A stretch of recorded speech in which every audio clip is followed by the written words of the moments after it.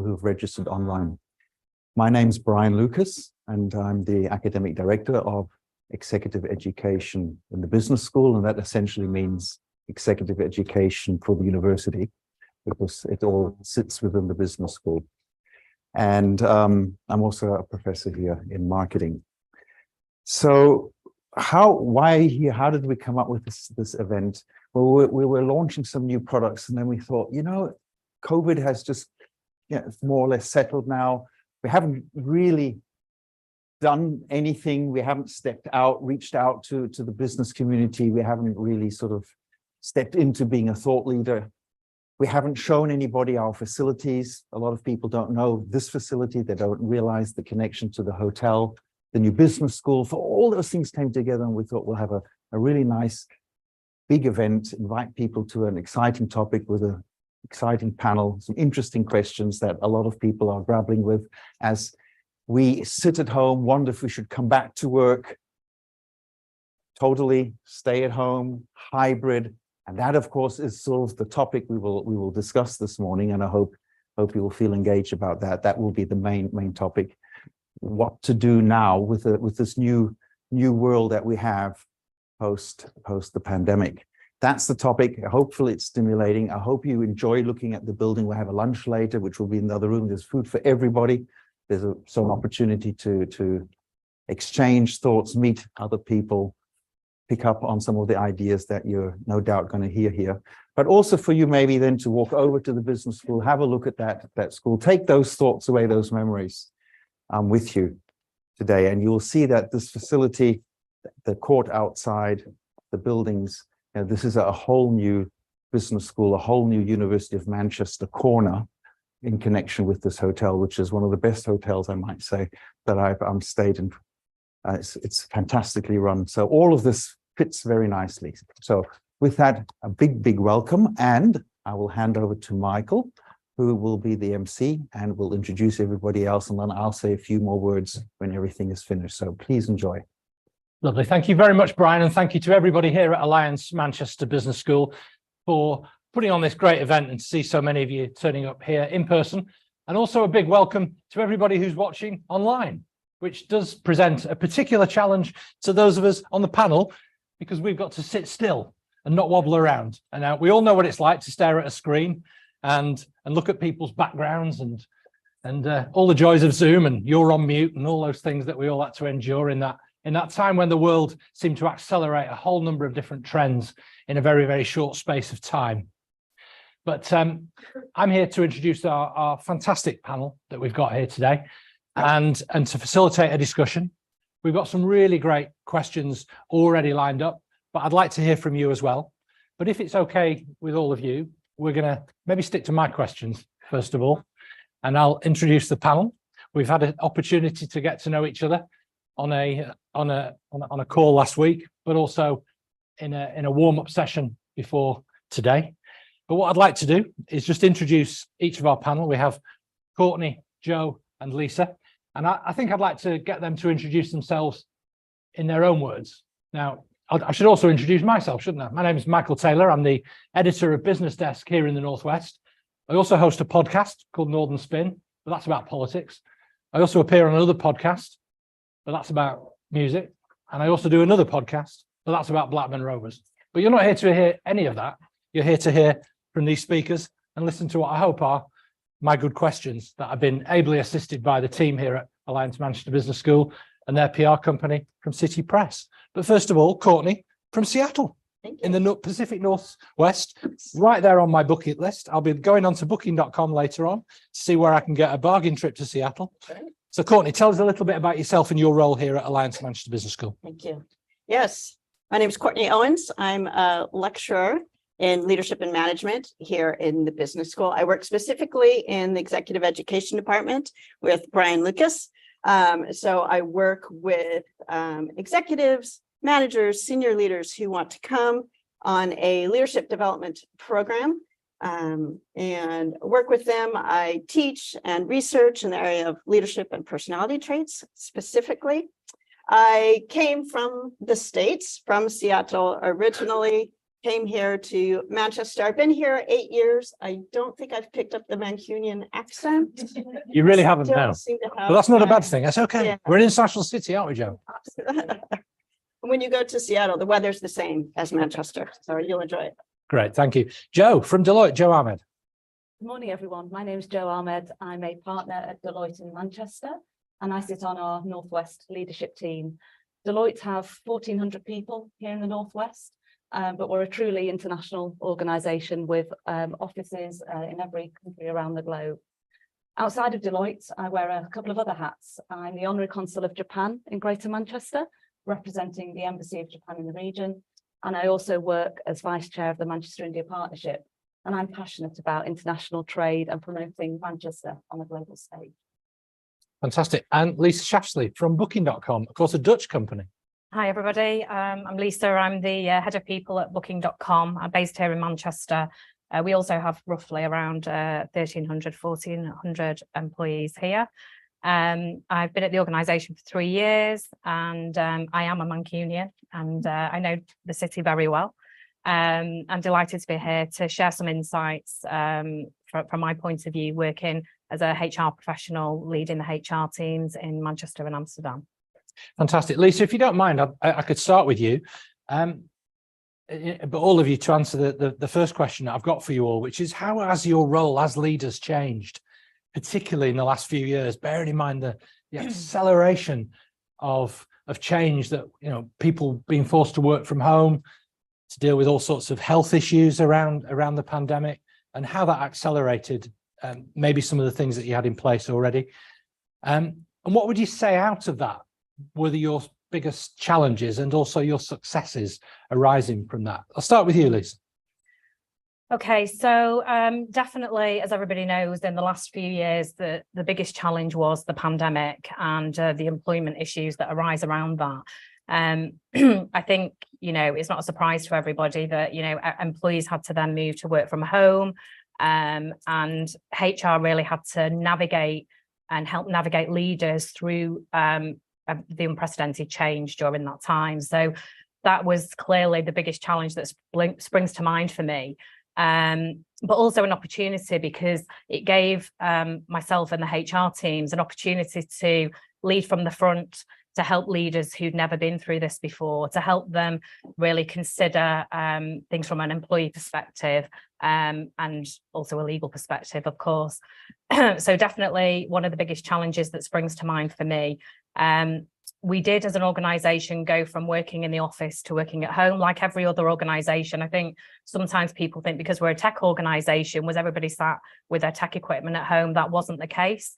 So we still did have those challenges. We also have call centre staff with, again, the same challenges, and travel did shut down during the pandemic. So we had furlough issues and everything that every other organisation did as well. So certainly those were the challenges for me during that time.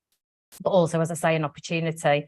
I think kind of coming out of that, it has given us an opportunity to go from that surviving mode to thriving. What do we now do to make the employment a good value proposition? So it's given us an opportunity in the last few years to look at things like the benefits packages, look at the well-being packages, look at, you know, of course, we're going to talk about hybrid working, flexibility for colleagues. So I think just more generally, a success has been coming out of that situation and moving into the organisation being a great place to work. If that answers your question, just a few ideas. Yeah, some real insights there. Well, I think we'll talk in a moment about particularly the property issues around it and design of workspace. I think that's one particular something that's come out of this. But Joe, how are things at Deloitte? How did you manage that transition with you as part of the senior leadership team in a professional services firm with an international client base? So actually, there were some things that were easier than others. So being an international organisation, a lot of our people were already used to working with colleagues across borders. And really, we were just taking that way of working during COVID and translating that on a domestic level. So, of course, rather than being in the office, we were remote.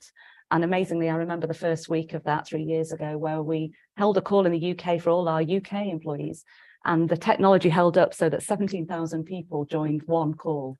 And that was amazing. To me, that was fantastic that we did that. It didn't go perfectly from there. You know, other things went, we had little hurdles, but actually we showed quite early on that we had the systems to make it work. I think for me, one of the biggest things, both during those times and now as we're in hybrid, is around inclusivity. So making sure that wherever people are, whatever they're doing, they still feel part of the fabric and the infrastructure of Deloitte in the Northwest. And that is both a challenge and an opportunity. It's made us think differently. It's made us think collaboratively in a way that we've never done before. So for me, day to day, I'm constantly thinking about how can we make this an inclusive culture so that wherever you are, you feel part of Deloitte. Fantastic. So Courtney, obviously these sorts of challenges that both Joe and Lisa have explained now are part of the conversation that you as executive educators face. Yeah. So tell us a little bit, first of all, about how things changed here as an academic institution, and particularly what are the issues that then come up typically? So I think as an academic institution, academics typically work in a lot of deep thought and deep thinking. So that alone time was very easy to transition to. But we began to hear from industry that on the programs we were teaching, how that remote working was a very different style of managing people, and almost an acknowledgement that, okay, we've got all these top tips for how to manage well, but it doesn't always apply in a remote environment. So how do we manage well? How is that different? What do we do? How are we doing this? And it definitely emerged as a conversation right at the tail end of the pandemic, as people began coming back, recognizing, oh, this face-to-face environment is very different.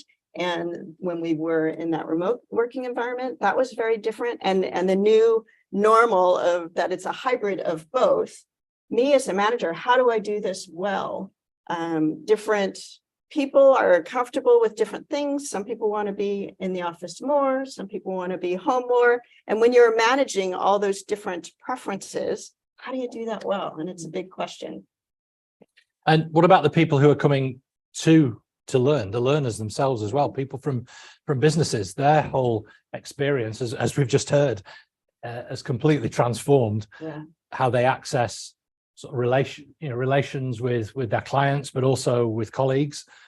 Presumably that also translates into how they relate to learning and in somewhere like this. We, for our executive education, we really found that the face-to-face learning was so important. Some clients moved to online learning. We have incorporated some online learning into some of the programs. But really, there's a real desire for the face-to-face, a real acknowledgement, the importance of that, the importance of being in a classroom together, the importance of the nonverbal communication that's happening and learning from one another, that only happens in a face-to-face meeting. So especially for our executive education and our senior leaders, a real desire to do that face-to-face. Some online elements, but most of the learning is happening in the classroom in a physical space. Okay, so we're also in a great physical space here. The business school in the last few years has really transformed. It's a great little corner of this part of the Oxford Road corridor. And I think that obviously makes a big difference to make people want to come into, to make a positive choice, that it's a good building. Which brings me on to my next point, really, that both of you are in that process. So Joe, you're in a temporarily, Deloitte are in a WeWork space down by Victoria Station. Really nice, it's really funky. But it's not where you really want to be because you're looking at new property. So I'll ask you about that in a moment. Okay. But Lisa, could you talk to us about the journey you've been on? Because Booking.com in Manchester, obviously a Dutch company with headquarters in Amsterdam, but with your presence here in Manchester, you've moved into new spaces, into a new space recently. How did that change while we're in the pandemic? Because you moved in quite recently, wasn't it? It was just before Christmas, wasn't it? Yeah, that's right. We opened the doors with what we call a soft launch before Christmas to welcome employees into the new office, and then did our big launch in February this year. it was actually a fortunate coincidence that we were already planning the new building, but actually, as we realised we'd gone into hybrid working post the pandemic, it gave us an opportunity to really think about the new building and how would we make this campus very employee-centric with hybrid working in mind. So, for example, we thought about the physical space, and what that means to us as an organisation is that it has to be as easy to do your work in the office as it is at home. If you take a role like mine in HR, I have a lot of confidential conversations. I have to know that when I go in the office, I can plug in my technology, I can have conference calls, I can speak to people globally, I have soundproof facilities, but I can also socialise for collaboration and innovation. So the building itself has been designed with this in mind. So different spaces for different needs, you know, traditional desks, creative spaces, gardens, open space for well-being, you know, real hard thought about offerings to colleagues that might sound obvious, but even things like the food and beverage, it's actually a really high standard. We offer a free lunch to colleagues to come into the office, and you know, they rave about it. It could be the turning point for people to decide whether they were working from home or now coming into the office. And I can tell you that some teams actually decide the days in the office by the menu that we have. You know, we went through a procurement process for our caterers, really bearing in mind inclusivity, standards, you know, healthy living, all kinds of things that, you know, you might not consider important in a building, but actually have proved really valid when it comes to hybrid working. For some of our roles, they wanted special spaces where they could do user experience labs. You know, for our comms and engagement people, they wanted recording studios, they wanted auditoriums so that we can gather people together like this. So we had an opportunity to bear all this in mind and make it as fit for purpose as possible, with great technology, as I say, for video conferencing globally. So we have taken advantage of that time really to put us in a position where it makes sense to make the correct choices. And did you change the choices that you made while we'd been in that lockdown situation to how, or were they sort of considerations that you had anyway? It was almost like perfect timing because we knew we were coming back to hybrid working, and like every organisation, we didn't quite know what that would look like, but we had an idea that, you know, there are benefits to working from home and there are benefits to working in the office, which I'm sure we'll come on to. So with that in mind, we made these choices so that people could have that availability of the office as well. Yeah, I mean, apart from the local sandwich shop being a bit miffed about you having your own internal catering space, how's it gone? Do people like it? What's the initial feedback? You're on the front line of it in HR. Yeah, exactly. We found it's been a real pull, and culturally, we do prefer to empower leaders and colleagues, and rather than mandate come into the office, we would rather have a pull than a push. Yeah. So this type of environment, as I say, has had an organic pull back to the office, and just gradually people have dipped their toe in the water, and maybe they thought they weren't the type of person who wanted to come in the office, but once they tried it and met some colleagues and, you know, had a great day, they'll try it again.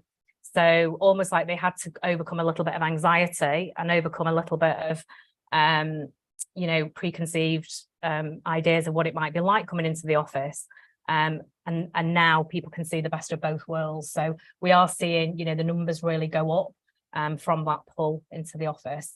Fantastic. Lisa, thank you so much for being so candid and insightful with the processes and thoughts that you've had at booking.com going into your choice of office. Joe, she set a high bar there. You're going to have to reveal quite a lot of Deloitte's hand. I'm really worried about free lunches now. I know we're not going there, so I'm not going to be advertising that to anybody at Deloitte. But no, that's amazing. But the thing is, Joe, it's competitive in the sense that, you know, you're not in the travel business. No. You might not be recruiting the same level of people who work in a tech company like booking.com, but words out, friends talk, don't they? Yeah. And they have an expectation that changes. Yeah, there are similarities actually. You know, we do have tech people within Deloitte. So actually, you know, there may be pockets where we are competing for the same talent. But space is really important, and the quality of the space and what the space does offer. I mean, our story is that coincidentally, at the time we went into lockdown, our lease on our building in Spinningfields in Manchester was coming to an end. And that was a very traditional office environment. And, you know, the natural and the sensible thing to do was to say, OK, we'll let that lease run out, because we don't know when we're going to be back in offices. Nobody knows what the future is going to hold. And we were fortunate enough at the time that the WeWork building, which actually Amazon kitted out the building near Victoria Station to Amazon standards, became available. So we thought, perfect, this gives us a chance to try something completely different. So you've gone from a very traditional office environment, banks of desks, very call center-like, traditional call center-like in that way, to an Amazon style environment with lots of collaboration spaces and pool tables and colours. We didn't have colours in our previous offices, it was grey. So one extreme to the other. And for us, that was perfect, because it meant we could try before we buy. And what I mean by that is we knew we needed to sort out our long-term home. So actually it enabled us to try something completely different, a completely different office environment, and see what we liked and see what our people liked, and then figure out what we didn't like and what we would do differently. And that has been a very interesting journey. So our new office, which we'll be moving into in a year's time, is opposite Manchester Cathedral. It's a new building. And that has now been designed taking, the best bits of the traditional ways of working, because actually people have said to us, we still need desks. We still need desks with monitors. We love the collaboration spaces. We love the soft seating, but actually we need enough normal desks, because at the end of the day, people still need to review things on screens, and whole debate about how many monitors people need and things like that. How many have you got? Well, I'm quite a Luddite when it comes to the tech. I'm going to confess, I only have one screen. Okay. Yeah, so I'm not the example here. But actually, the new building we're going into has the best of what we need. The traditional, yet those spaces. So we will still have a pool table. We will still have social spaces which are more flexible, and just greater thought into the whole experience of being in an office. Yeah. Okay, Courtney, any thoughts on their journey that they've been on? Fascinating, isn't it? It is. And what I really like is that, there is a focus on space. It's not for the sake of the space itself. It's about facilitating people. Because the reason people are coming back into the office, like you said, Lisa, is because they've had a great day. They've had that social interaction. And that's what you don't get working from home. There's a whole conversation out there now starting about mental health, which is great. And one aspect of that is that socializing. So creating the space in a way that facilitates those conversations, that facilitates that social interaction. I think it's really important. So it's really encouraging to hear that it's actually happening. That's great. Yeah, there's I don't know if any of you have seen a film with Kevin Spacey called, are we allowed to say that anymore? Anyway, Kevin Spacey was in a great film called Swimming with Sharks, where he played a horrendous Hollywood executive called Buddy Ackerman, who was a bully. And he used to use this horrendous phrase, the only meeting worth going to is the one they can't start without you. Now, that was obviously, him being an idiot, and bragging about his own importance. I started thinking about that during lockdown, about, the number of meetings I used to go to that I didn't need to be there. So actually only invite people to meetings that they need to be at. Yeah. Because, I've worked in academia. And to have those meetings, and the importance, therefore, as you were saying about the social spaces, the social interaction, that then defines the decisions that you make in how the office looks and feels. Not to have lots of boxy meeting rooms, but to have creative spaces, because the meetings that you're inviting people to are genuinely meaningful. But I'm mindful as well of what you said. It was really important, particularly in your job, Lisa, confidential spaces where people can feel comfortable, often having difficult conversations as well. But I think definitely this, from the social side, I mean, we take on 200, 300 graduates a year, and a lot of them are, perhaps don't have big networks in the city already. And so actually it's really important that actually the office can help facilitate them building their networks, which become their personal networks as well as their professional networks. And we'd never thought about that before. But it's really important. We've heard this as well with new starters, especially people who start during lockdown, particularly really struggled because it just makes it so difficult to connect with those that you're working with. Yeah. So just touching on that point that I made then about meetings and attracting people back to the office, obviously the pool tables, the comfy spaces, the opportunities to build networks, and also the absolute requirement for sometimes for people to be present and in the space. What other initiatives have you collectively or separately launched in order to attract people into the office to facilitate that, apart from obviously what we've already talked about? Lisa. Sure. So apart from the food, which is clearly a pull.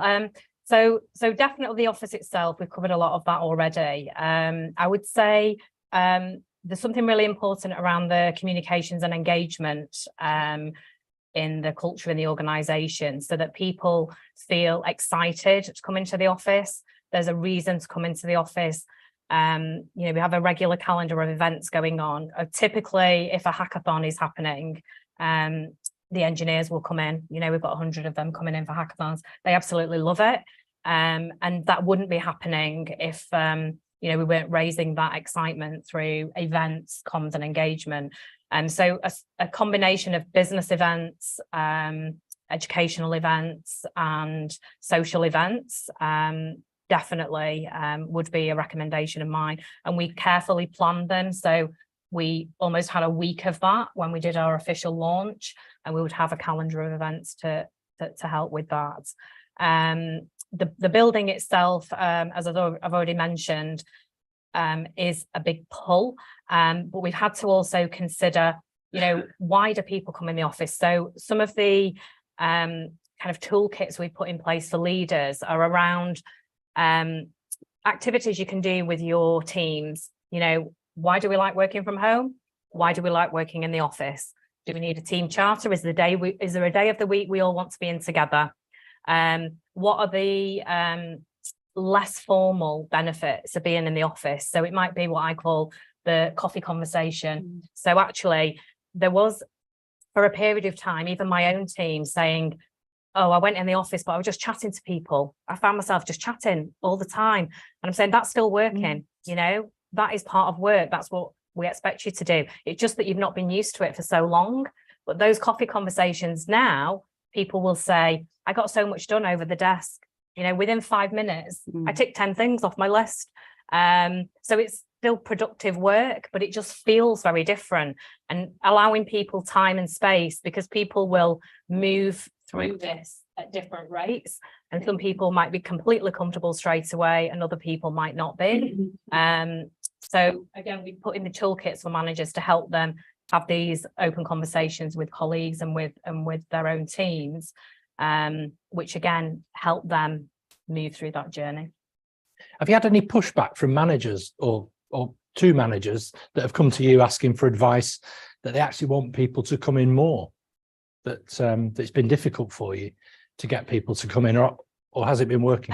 So there are obvious preferences across the organisation and the employee groups, I would say, and also different types of role have different preferences. Different types of roles have different needs as well. So there are pockets, not everybody is at the same stage. So for those who have been less reluctant to come in the office, the example I gave around the hackathons is a really good one, because what they did was not just keep it for engineers, they opened it up cross-functional across the business, held a really exciting event with prizes and all kinds of things. And that got a whole different range of people into the office. And they loved it. And, they are now advocates. And, we've had people saying, I thought I was one of those people that didn't want to come in. I've had this fantastic event and a free lunch and I'm converted. So they are now advocates, rather than the organisation saying we mandate you to come in. We would rather do it in that style. Yeah, good. It's all useful stuff, isn't it, for developing your new space, Jo? Definitely. The comment you made about the coffee conversations, totally agree with that. I mean, I say to our team all the time, you can't plan the unpredictable. It's those ad hoc conversations where people actually learn. And when we're talking to new graduates now, we're really focusing on the learning and development that they get faster by being in the office, or having that balance of being in the office, because you can plan as many kind of formal training sessions as you want, but the real learning and the real experience is from overhearing conversations or taking part in those ad hoc conversations. So totally agree with what you were saying there. One of the other things we're doing to kind of use the office as a hook, if you like, is around what we do with our charity partners. Okay. So we do a lot with Manchester Youth Zone, and we encourage teams to come in and spend some time, as we give an allocation of time each month where they can go and use that towards working with our charity partners. And that brings people into the office because they want to do that and they want to be with their team as they're taking part in something which has a broader social impact. So aligning purpose with the office is really important for us. Brilliant, brilliant. So we're here actually to talk about, leadership in a volatile and uncertain world, which I think that does bring us onto quite nicely. But Courtney, could I just ask you just for a bit of a reset in the discussion, just to talk about how the cultural, legal and practical dimensions of all of what we've been talking about are playing out in how people are doing business learning now, and what other steps people might want to take on that at this critical moment in their careers. Yeah, something I think we do really well in executive education is bringing industry into the conversation. That we might have cutting edge research, but that research is done in a lab in a very controlled situation where you all in industry are out there in real life doing real things. So we might be coming up with theories, with new ways of working, with new ideas, but you all are the ones who are practically implementing it and trying it and doing it. So to have that bridge between academics and industry, between research and reality, right, is so important for coming up with outcomes that are actually going to work. And a lot of those conversations happen in our executive education programs, where we'll bring the newest ideas, the newest research, but then almost co-create the learning together as we talk about the implications of this. Is this really going to work for you? Why or why not? Maybe it works in certain contexts. Maybe it works in certain cultures. Maybe it needs to be modified and adapted in certain situations. But that conversation is so valuable. And it only happens when you have all of those different voices together having a conversation. Yeah, fantastic. Joe, can I come to you then on the whole issue around volatility and the commercial pressures that an organization like yours are? You'll have your targets. You're working in a highly competitive world. You're maintaining your presence in the big four. Your targets, your ambitions as a business to grow the way Deloitte is looking to in Manchester. So not only are you competing for staff, you're also competing for clients. There's regulatory pressures around, audit, separation, all those things, reputational stuff that you've had to deal with. You don't need me to tell you any of this. It's on your risk register as an organization. And yet into that mix, you've got being a nice cuddly employer and having pool tables and hopefully now a canteen. Yes, yeah. It's the world has shifted. Yeah. For the better. Okay. I think somebody who joined a different organization and had a different cultural experience of work, I'm really pleased to see the shift we are making. And the way I think we need to look at things now is to trust people to do the right thing. And you'll know when people, if people are underperforming, it's obvious when they're underperforming and you deal with that. But we have to trust people to do the right thing. Yeah. So we give people the option to choose when, where, and how they work. But it has to meet 3 criteria. It has to be good for them, good for their clients, and good for their team. So it's about balance. And that is what hybrid working for us is all about as well. And I'm sure for all organizations, it's about getting the balance.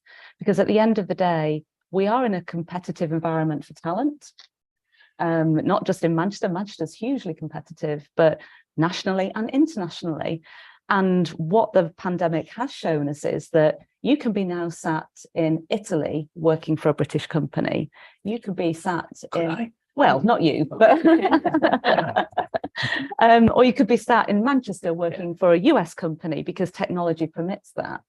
So unless you do adapt and unless you do come up with the ways of working which are going to satisfy the needs both of the business and your employees, you are not going to be successful. Yeah. Lisa, obviously you're in a competitive world as well. I can't imagine the margins that you must have, your organization has to operate on. how much of a consideration is that in some of the management decisions you have to make? In particular, I guess, high on your list will be churn, people leaving, it being a competitive world in salaries, people turning up, managers turning up to you and saying, I've lost a load of more developers because THG are doubling their salaries and stuff like that. Yeah, yeah, definitely. I mean, obviously we have, we're commercial organizations, so we, prioritize budgets like every other organization and come up with a plan of where to spend, etc., and where to invest. We're also a growing organization, so we are investing in recruitment and incremental headcount growth, particularly in Manchester. So it's the same really as I think a lot of the competitors, the things that we look at market competitive packages. It's one of the things that we find candidates look for when they're joining, but also our current workforce look for as from a retention point of view and engagement point of view. We also spend a lot of time thinking about the brand and the employee engagement from that point of view. So feeling proud to work for Booking.com is really important. So that's where values come in, our diversity strategies, our well-being strategy, all kinds of other things that make people feel happy and proud to work for the organisation. They're really important, not only when we're recruiting candidates, but also to retain our current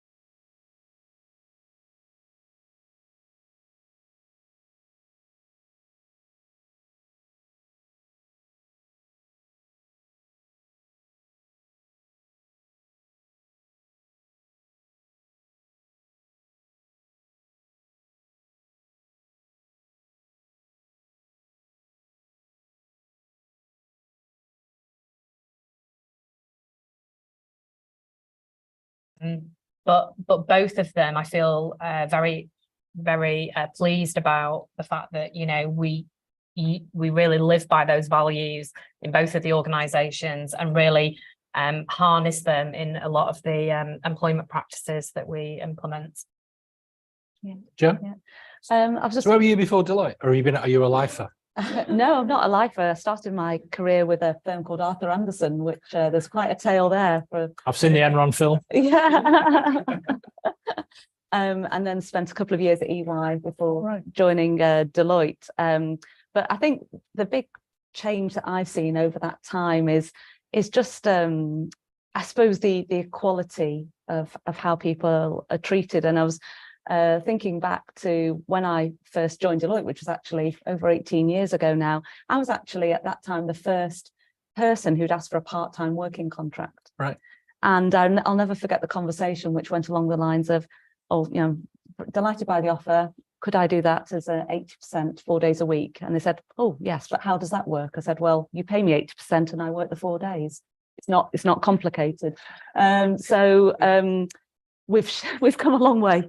We've come a long way in that time, and the diversity that we have throughout organisations, including Deloitte now, gender, ethnicity, you know, it's just brilliant to see, and the contribution that brings and the loyalty that brings actually in a competitive environment. I'm really pleased to see how many people we do actually retain because of our values and the way people are treated. And one of our mantras is make an impact that matters. Okay. And that for me resonates so strongly. It's an impact with our clients, but it's an impact on society as well. And that, I've mentioned it before, but the giving back, we are a profitable organisation. We should be giving back, and we try and do that wherever we can. Fantastic.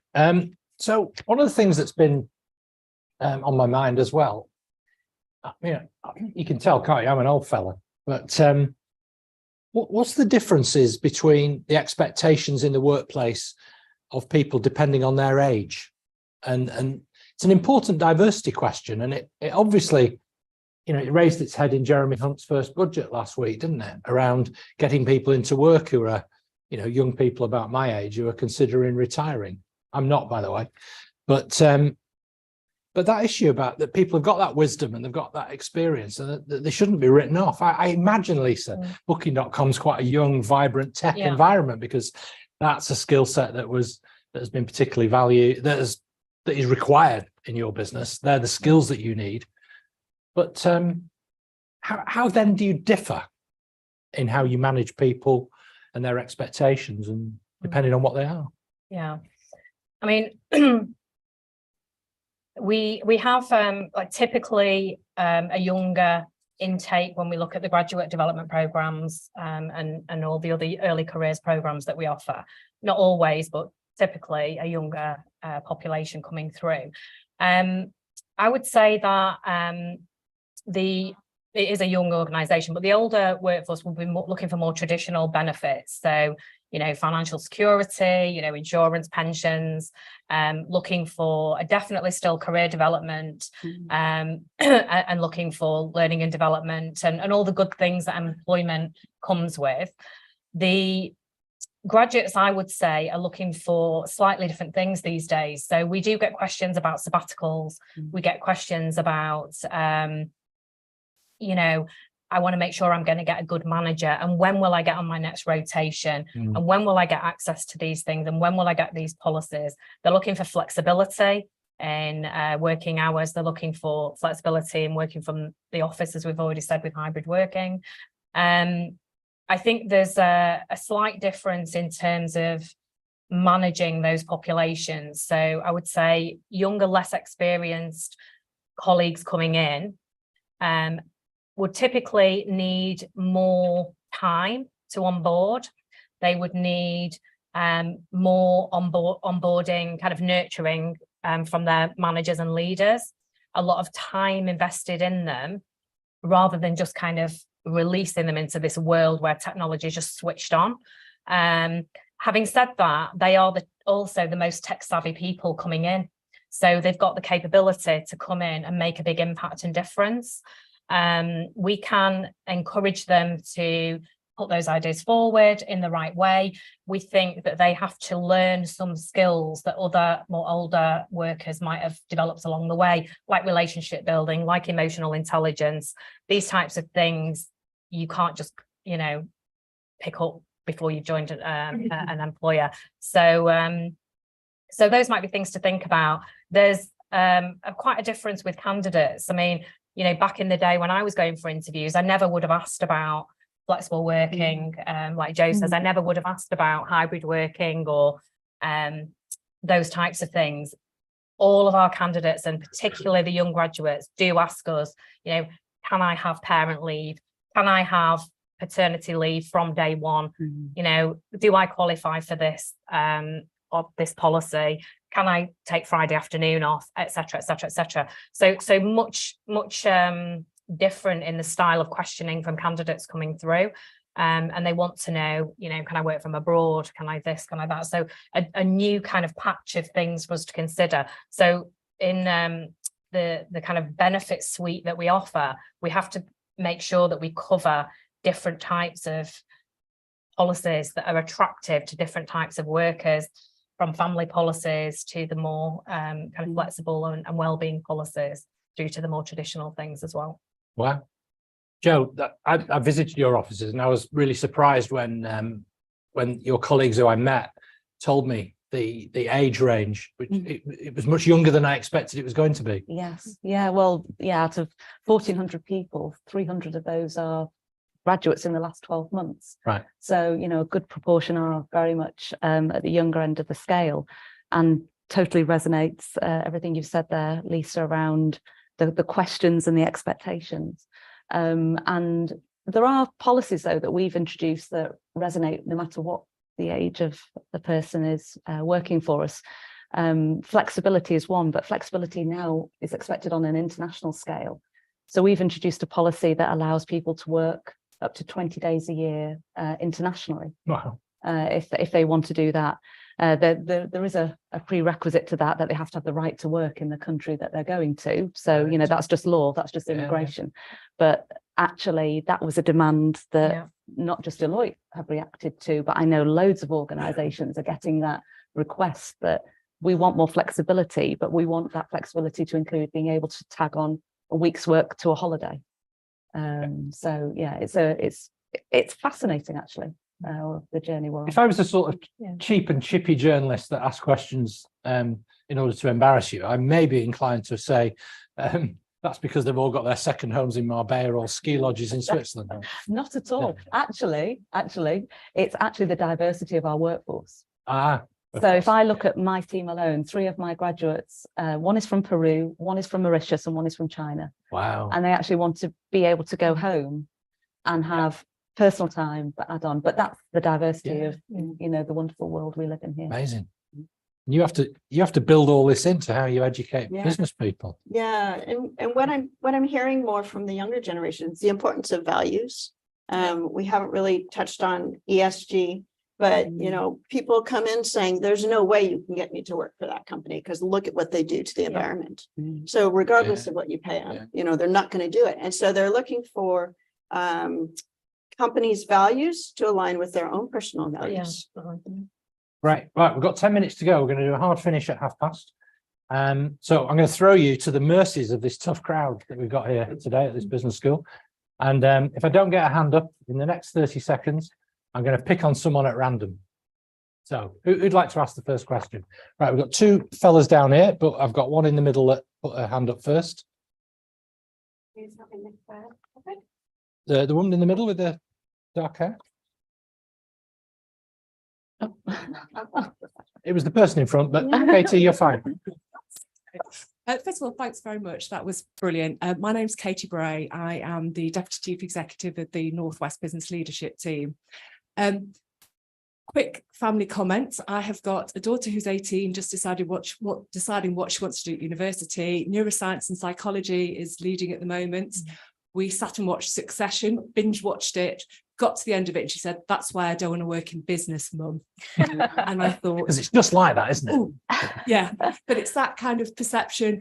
All the business, explain to her, all the business leaders I speak to, it's all about values, all about responsible business leadership. But then obviously media can't do that much about it. Perhaps Michael can. But politicians, the view of business, particularly big business coming out at the moment, and if you've got any thoughts about what we can do in order to sort of correct that. I know there's some bad apples out there, but the majority of people I speak to are very much talking from the same hymn sheet that you are. Great. I'll tell you what, let's pass the microphone round. So next question right in front. Hi. Hi. I'm Sheena. My background is health. I've been in health for the last 30 years, and I've worked in the public sector and the independent sector and the charity sector as well. I'm thinking about the culture of leadership that has evolved over the years and changed massively from when I first started working. And I'm wondering whether the culture of leadership is accelerating, the evolution of the culture of leadership is accelerating, whether the balance of power is changing, the power dynamic between leaders and non-leaders, employed staff, and whether the ability and the way that people lead is changing quickly enough to keep up with the culture of leadership that is changing. Great question. Keep the microphone passing around. Really appreciate this. It's great.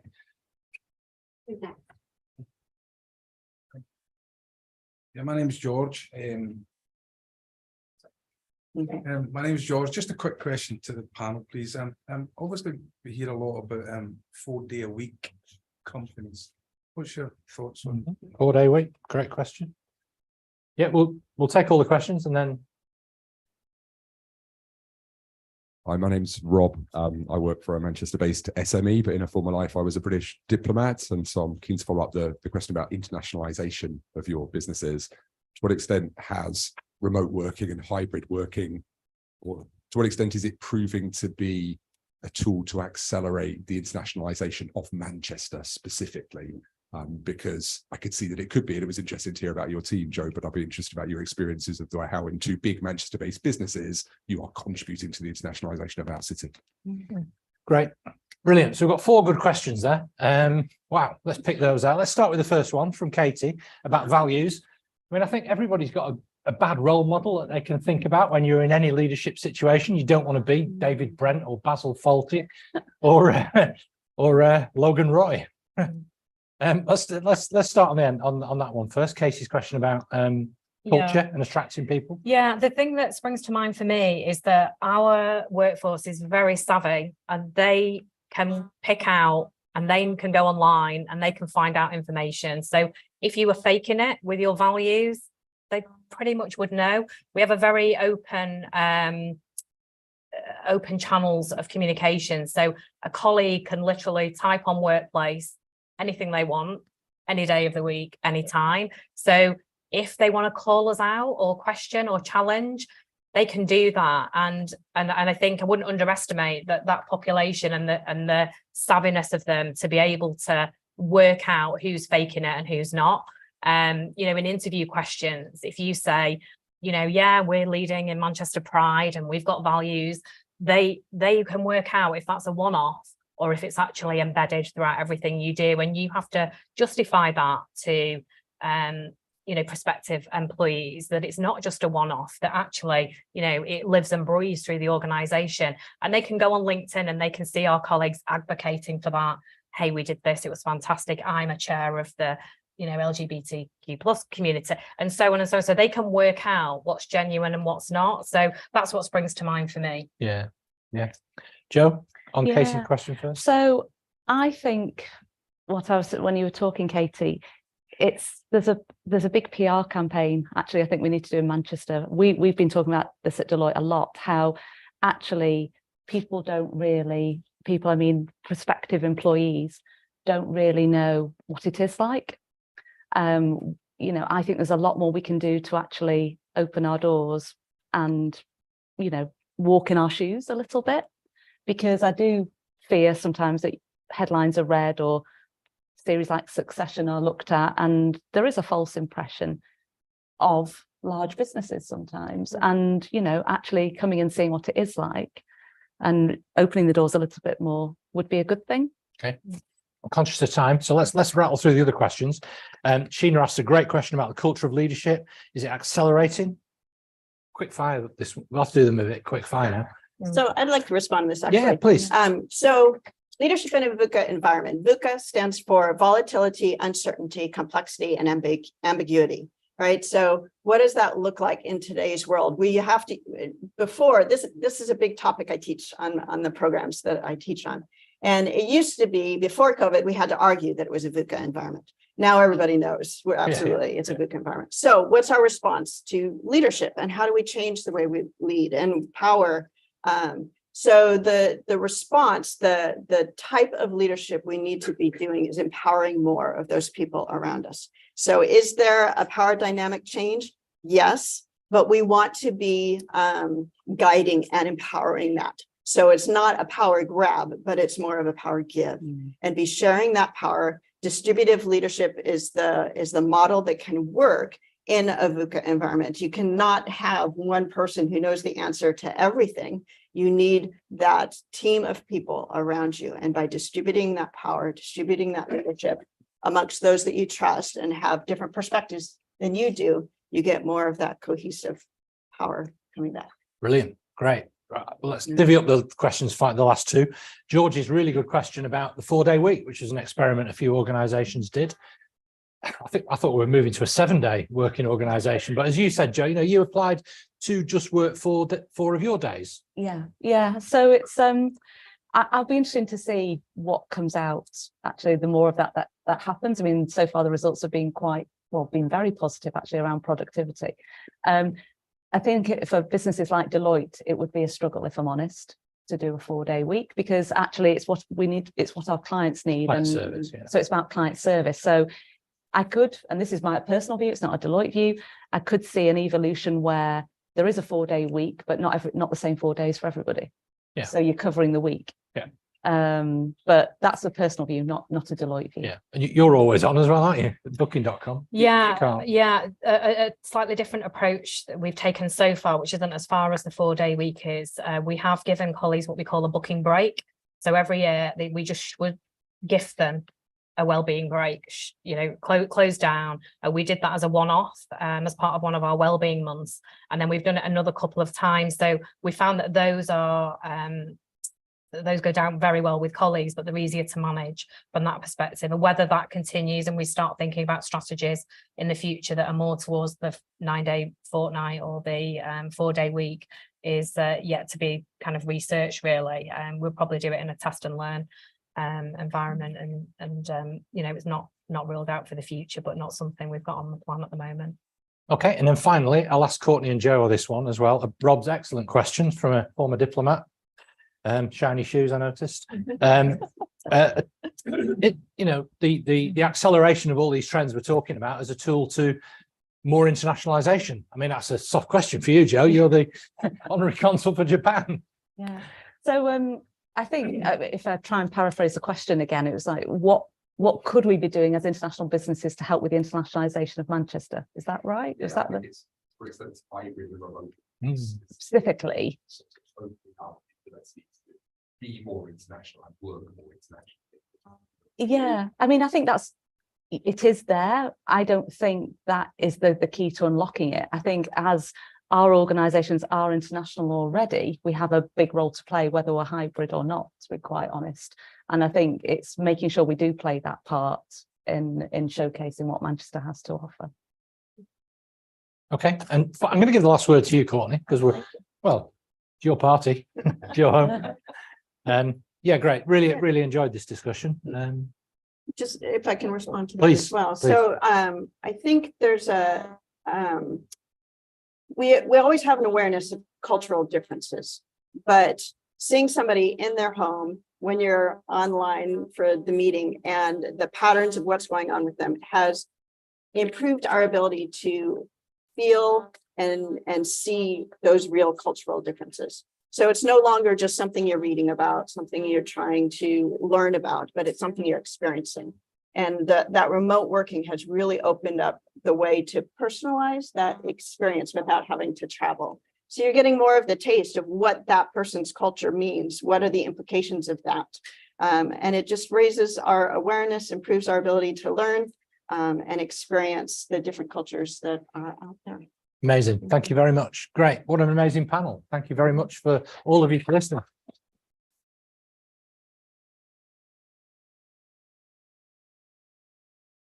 Thank you very much again.